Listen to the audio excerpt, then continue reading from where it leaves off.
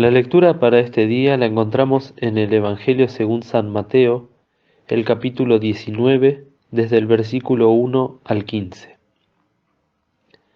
Y aconteció que acabando Jesús estas palabras, se pasó de Galilea y vino a los términos de Judea, pasado el Jordán. Y le siguieron muchas gentes y los sanó allí. Entonces se llegaron a él los fariseos, tentándole y diciéndole: ¿Es lícito al hombre repudiar a su mujer por cualquier causa? Y respondiendo les dijo: ¿No habéis leído que el que los hizo al principio, macho y hembra los hizo? Y dijo: Por tanto el hombre dejará padre y madre y se unirá a su mujer, y serán dos en una carne. Así que no son ya dos, sino una carne. Por tanto lo que Dios juntó no lo aparte el hombre. Dícenle: ¿Por qué pues Moisés mandó dar carta de divorcio y repudiarla? Díceles: por la dureza de vuestro corazón, Moisés os permitió repudiar a vuestras mujeres, mas al principio no fue así. Y yo os digo que cualquiera que repudiare a su mujer, si no fuere por causa de fornicación y se casare con otra, adultera. Y el que se casare con la repudiada, adultera. Dícenle sus discípulos: si es así la condición del hombre con su mujer, no conviene casarse. Entonces él les dijo: no todos reciben esta palabra, sino aquellos a quienes es dado. Porque hay eunucos que nacieron así del vientre de su madre, y hay eunucos que son hechos eunucos por los hombres, y hay eunucos que se hicieron a sí mismos eunucos por causa del reino de los cielos. El que pueda ser capaz de eso, séalo. Entonces le fueron presentados unos niños, para que pusiese las manos sobre ellos y orase. Y los discípulos les riñeron.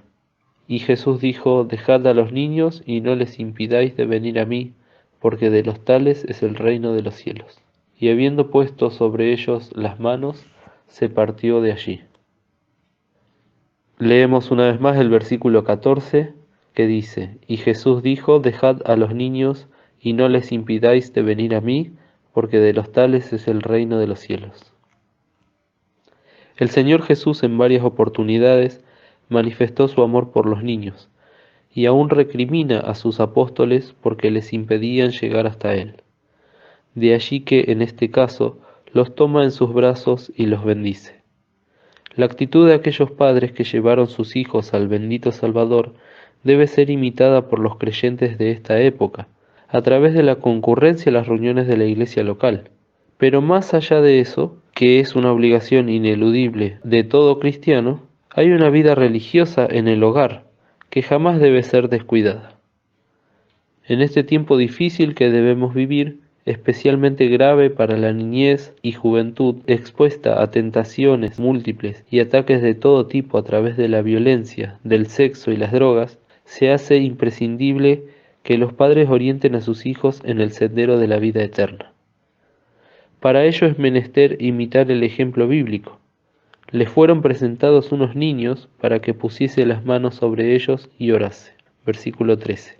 Y así lo hizo el Divino Maestro. Versículo 15. Pero es obvio que quienes tuvieron esta actitud le conocían, creían en él y confiaban en la bendición que podía otorgar a esos pequeños. De manera que si no actuamos así, quizás es porque no reunimos los mismos requisitos. Nuestra comunión con el Señor es muy pobre, o no nos interesamos en la fundamental educación de nuestros hijos, que es la que los lleva a la vida eterna. Los niños que mueren en estado de inocencia entran en el reino de los cielos cobijados por el sacrificio del Señor Jesucristo. Pero si han de seguir viviendo es necesario cumplir con el mandato bíblico respecto de los mismos, instruirlos en su carrera para que, aun siendo viejos, no se aparten de ella. Proverbios 22:6. Que así sea.